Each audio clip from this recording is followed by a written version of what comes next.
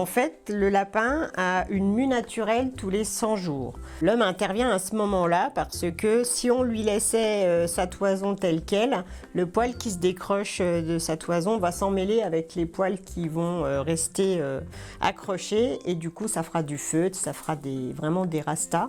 Et il en va de la santé du lapin. Et surtout à cette saison de l'année où il y a des grosses chaleurs. Donc c'est vraiment un bien-être pour lui de lui enlever. Donc j'ai une brosse où je vais lui enlever son poil. Il a une repousse très très rapide. Au bout de 15 jours, il a déjà un sous-poil qui est repoussé.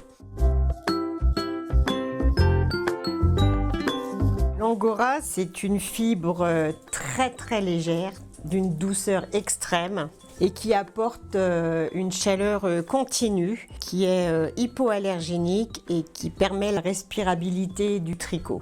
Moi, j'ai fait le choix d'avoir 3 couleurs. Sur la catégorie albinos blanc, j'envoie ma production de poils à la filature qui, elle, va me les teinter et me les filer et va me renvoyer ma production de poils en pelote.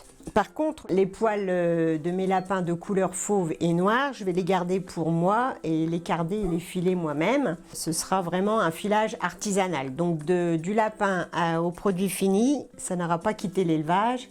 Et donc après, je vends et les pelotes et les créations, soit sur les marchés, soit lors de salons, soit à la boutique.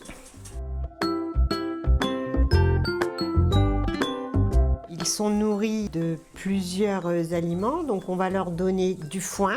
Ils ont de la luzerne en bouchon. Ils ont du complément alimentaire justement riche en soufre et en vitamines qui vont être nécessaires pour avoir un poil soyeux, luisant.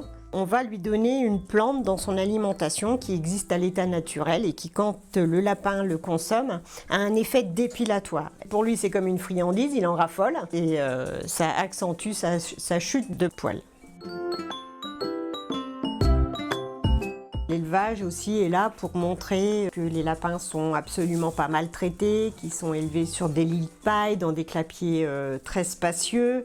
Et donc, dans un premier temps, je vais ouvrir mon élevage à la visite et dans un deuxième temps, je vais proposer des stages de filage, donc de transformation de la fibre de mes lapins directement sortis de mon élevage et ce qu'on peut en faire et la multitude de possibilités qu'on a au niveau de la transformation, quoi.